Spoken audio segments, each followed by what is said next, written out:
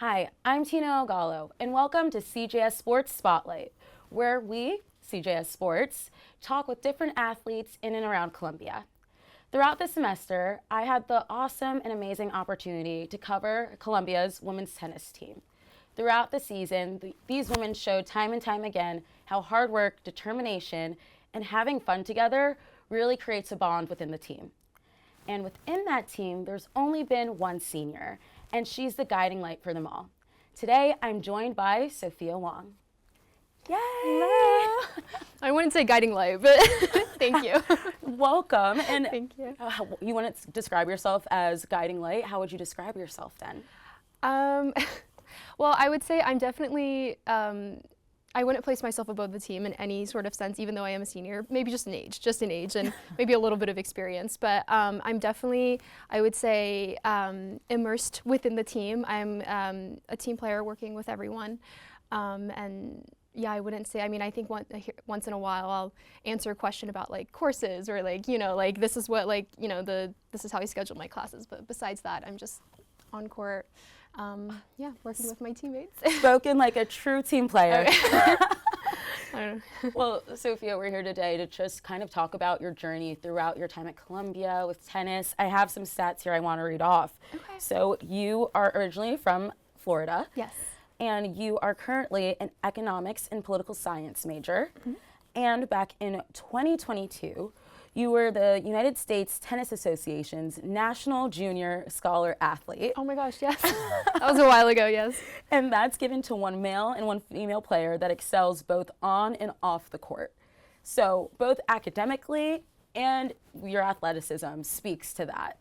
Thank you. What made you, like going back to freshman year or even a little bit before that, what made you decide to come from Florida all the way to chilly and cold New York City? I think the first thing I can definitely say is it wasn't a decision that I really carefully thought through. So there's not like a thought process I can really talk you through. But I think what just drew me to New York was I came here on a visit. The team provided me the opportunity to come here and look at the school and look at the area. And I mean, I think the otherness of New York in comparison to Florida, I'm from a really suburban place in Florida. The otherness of it was really exciting for me.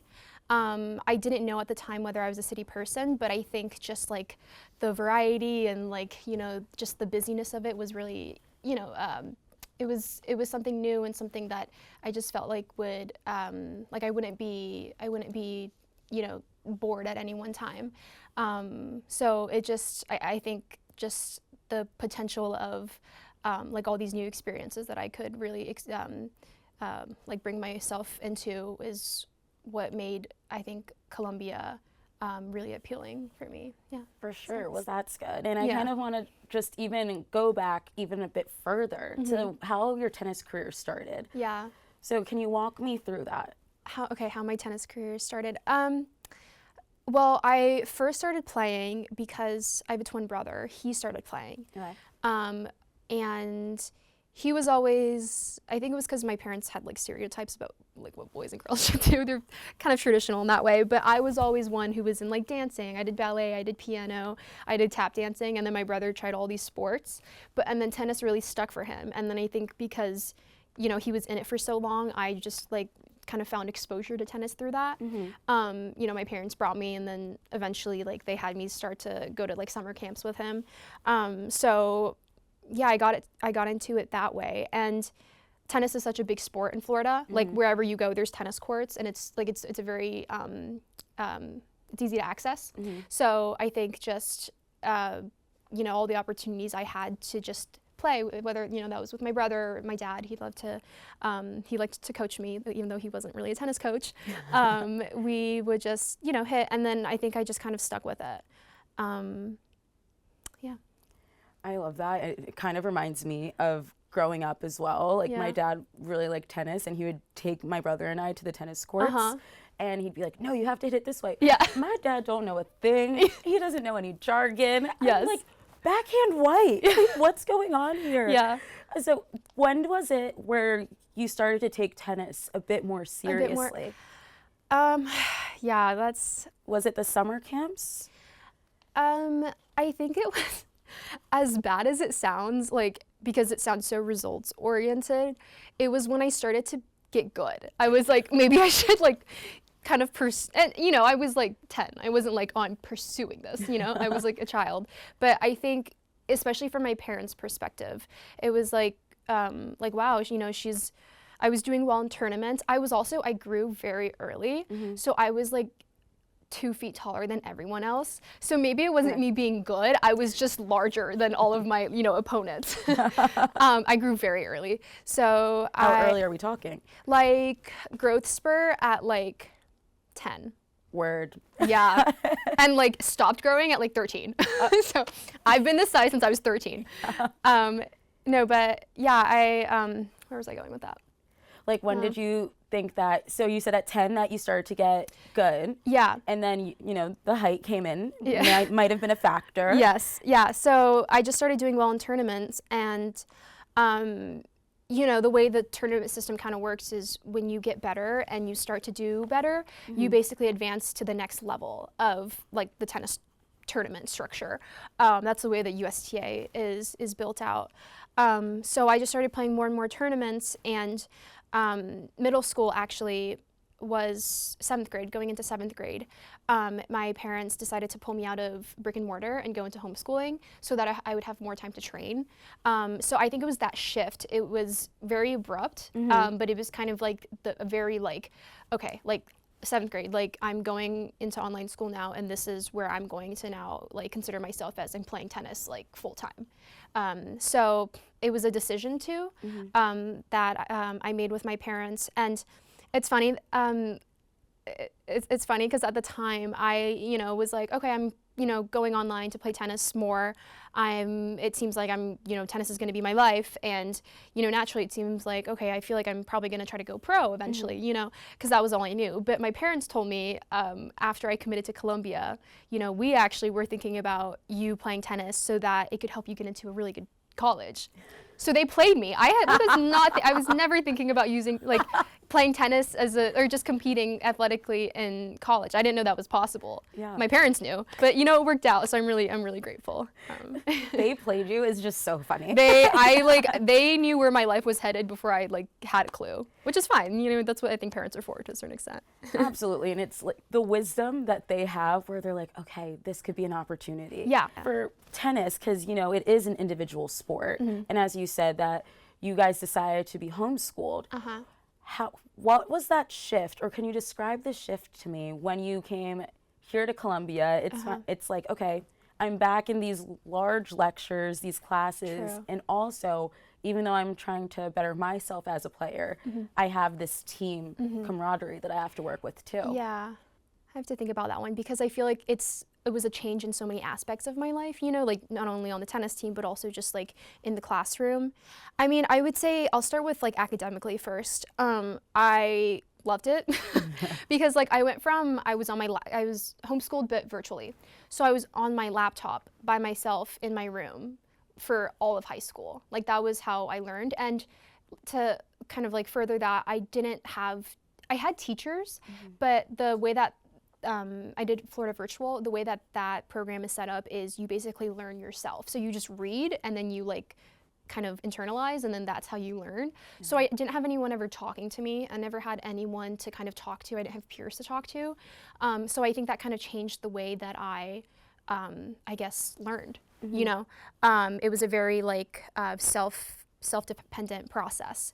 And then so coming to you know, college and now having people talk to me and you know, the opportunities to do group projects and all that, I really enjoyed it because I think it just made learning so much more interactive and like thus engaging. So I think it just made learning itself so much more appealing to me. Like I loved going to going to some classes. And that's what I loved about Columbia too, is the seminar, like discussion style classes. Like loved those. The large lectures are, I will say, my active listening skills were like they were bad. Like it was like, I think I had the active listening skills of like a 5-year-old because I never listened to anyone, you know? Right. So like going to lecture and having people talk to me, like I was like trying to like really like make myself intake because I just hadn't practiced that skill for so long, at least in the classroom setting. So that was a little difficult, but on the whole, I would say this new type of learning was very enjoyable for me. On the tennis side, I do want to preface that even though tennis was always a very individual sport, and in college in some ways it still is, especially in singles because you're still on the court by yourself. I grew up training at an academy, so I was constantly surrounded by other people. And I always had my coaches to support me, and I had friends at the academy to work with. So it was in many ways very similar to college because you're still with people. Right. But I think what was so different about college was, at academy you're with people, but everyone is still focused on their own results and their own, how's my tennis journey. Whereas in college, you're thinking about the team's results and the team's journey throughout the year. So, like, I think the kind of like mindset shift of learning to play for the team and not myself was something that definitely, it wasn't something that I think I did super well freshman year. It was something I definitely had to learn. But like, I don't even, like, by learn, I think I just mean like kind of internalize the idea that, like, when I step onto court, like, I'm not even just thinking about, how, the results of this match are going to affect myself anymore. I'm thinking about how, I need to win because my team needs, this point on the scoreboard. That, I guess, kind of just like mindset shift was something that took me, a while to kind of internalize. I mean, when I go to the matches, actually getting to see you guys from the beginning of the semester till the end, to see that team camaraderie, and I remember there was one Saturday, I can't even remember who it was. Maybe it was Cornell, I think. Okay. And the energy was just magnetic. Like, everyone was just happy and excited to just get to play together. And you were seeing that throughout the entire semester, but it really reached like a newfound high in that moment. And to see the way that if someone's not playing, but they're still cheering and yelling and watching the courts and making sure to motivate the other teammates. And I know this year when I've talked to Coach Eileen, she says how this year it's been a smaller group. How has the, like, obviously you guys have to be closer, I'd assume. How has that been as opposed to maybe your freshman year or the years prior? I do believe, at least for myself, and obviously this is all coming from my own opinion, so this might be a little biased, but like this year, my senior year as opposed to previous years, the team has been so much closer, and we've all, I think, been so singularly focused on the goal of doing well as a team, and particularly winning or doing well in IVs. Like you were saying, like the kind of like the, I guess like the desire to, like, work together as a team really reached like a fever pitch during this past IV season, because that's when everything that's like what we worked the entire year for, is for these last 7 matches. And so like during the season, I just felt like everyone was so driven for the same goal. And I think that kind of just like alignment of just like your life for those 3 weeks is just, it's really something special to share with them. Because, when you have a larger team and like, there's, I would say, at least in my experience with a larger team,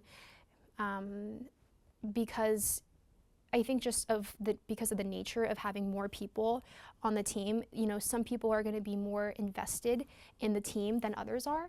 That can be for many reasons, but it just didn't. I feel like this year everyone was in it the same way, which we may not have necessarily been the case in the past. I would say. Well, at the top of this, I did say that you were a guiding light, and I think it's because of the way that your teammates talk about you and like just the admiration that they have for you. Nice. So we actually have a little something that we'd like for you to watch. Oh. Yes. Okay. So. Only have one senior on the team, and her name's Sophia, and she has been the best senior like ever. We're so sad that she's going to be leaving us after this year. Considerate of everyone's feelings, and I think that that's really important. Like, she wants everyone to feel like they fit in, but she's also like the first to notice if you look a little down. Some of the stuff that goes behind the scenes, she really takes care of all of it. Sophia, just wanted to say that I'm so proud of you, and I'm so glad to have spent this past year with you. My favorite memories of this year is definitely rooming with you and then waking up the next morning to you saying that I sleep talk. Definitely won't forget those nights. I hope you know how proud I am of you and all your accomplishments, and it's been an actual honor playing doubles with you for the past 2 years. There's no one else I would rather cafe hop with or study in Butler. You've just been an incredible teammate, captain, senior, and friend, and overall person, and I can definitely say you're one of my closest friends. Sophia, she's been helping the freshmen and even the sophomores. Even they want to think they're like big girls, but they like this. Sophia is still helping them a lot. Hi Soph, it's Sab. I can't believe this day is actually here. I'm very, very sad to see you graduate, but I'm so excited for you and so proud of everything you've accomplished, seeing how hard you work and how much you give to this team. So I'm gonna miss you. I'm also just gonna miss your energy, your presence, and all of your tissues, which is a lot. And it just won't be the same without you. Sophia, I just wanted to say congrats on finishing your tennis career here at Columbia. You have so much to be proud of. I think I can speak on behalf of everyone and say how much of a great leader you are. I envy how much you are so serious and extremely smart, and at the same time just as goofy and funny. You bring such a funny spirit on the team, and on the tennis, I wish I could come up to the court and had as such great volleys as you did. And so I love you so much, and I know you're going to do great things in the future, and I just hope the best for you. Oh my God. Wow. Oh my God. How does that make you feel, seeing some of Wow. your teammates and one of your coaches? Yeah. I'm helping the sophomores. Sorry, I'm just kind of thinking through everything that they said. That was really sweet. Did you I'm sure you orchestrated that. We worked our magic, figured really it nice out. of you. Thank you. But what was that? Sabrina was talking about tissues. Yeah, Can you talk me through that? I something's wrong with my nose. It runs excessively, and especially when I play tennis, I think it's because of the heavy breathing. It activates my The nasal some pathways glands, and yeah. everything. I'm just I blow my nose a lot when I'm on court. Yeah, it doesn't help that I would I'm sick a lot, so that. But yeah, I don't know. Yeah, but I mean, that's why I said earlier that guiding light, because just the way, it's your senior year. You've been with the team all 4 years, and getting to see just how much you guys have grown year in, year out. And when I talk to the coaches and they just say how the work ethic, it's a more regimented routine, more hours and everything. So kind of even though the end of the season might not have been the exact result you wanted, would you say that you're still proud of how you guys have come? Yeah, and I think that's something the last couple of days after our season has ended that I really kind of mulled over with myself is, like you said, even though we didn't get the result that we were hoping for, I to be honest now am not even focused on that, because I only think about how much progress we made in terms of eventually reaching that result, and even though I won't be on the team, I feel like in the future, even though I won't be on the team, we've made so much progress this year, like you said, in terms of culture. We always had a good culture. I don't want to make it seem like it was ever this team has always been, being on this team has always pushed me to work harder and to try to be a better version of myself. And that comes from all the girls I've spent my 4 years on with this team have been amazing. But I think we just kind of reached a new level this year in terms of how hard people were. Maybe it wasn't even how hard, it was just how hard we were worked. I think that's what it was. Y'all had a lot of practices. We were pushed a lot harder this year than we have in the past. And obviously it made us physically, fitter, but I think mentally it also it kind of broke us down some days, and then it like rebuilt us back up into just a stronger team. And I think that I know that, and I know the team agrees on this too, like that strength really showed in how we competed this year. Yeah. And it's not something I can pinpoint, but I just felt that competing with the team this year, we were just so much stronger together. And I just, I think it's something that if the team, and I know they will, if, when they do continue this next year and the year after, eventually the results will come. But it's not something that we have to focus on now, because I think we did everything super right this year. And I think there's a magic that was in the team. It's kind of when you meet your best friend, that this is going to be someone in my life forever. Yeah. That kind of magic. So that synergy, yeah. Yes, like walking into the Cheryl and Philip Milstein Family Tennis Center, every single time I could feel it. Yeah. So it's just been amazing and incredible to watch you play, to watch your interactions, just all of it. So I'm so thankful. And before we wrap up, we do have to talk about the future, because graduation is Don't even tell me. It's close. Don't even tell me. Close. I know. I do know that you have some plans lined up, though. Yeah. So can you tell us a little bit about that? Yeah. I had an idea of what I was going to do, and then I actually my plans changed dramatically a couple, I would say 2 weeks ago. Okay. I applied to a scholarship. It's called Fulbright, a couple of months ago, and I heard back two weeks ago that I got it. Congratulations! Thank you. Yeah, thank you. I didn't think I was gonna get it. I actually, like, my mom, throughout the last couple of months, she's like, have you heard back? Like, what's going? And every single time I was like, I haven't even thought about it until you brought it up to me in conversation, because I was that sure I was never gonna get it. Like, I was just like, I'm not even gonna think about it once I sent the application away. But I got it, and I applied to Mongolia, so I'm going to Mongolia in mid-August. Yeah. And I will spend 10 months there at a university teaching English, and also like engaging in the program. A big purpose of the program is also cultural exchange. So I think we'll have a lot of activities and programs geared towards that. So that's what starting in August, at least my next 10 months look like.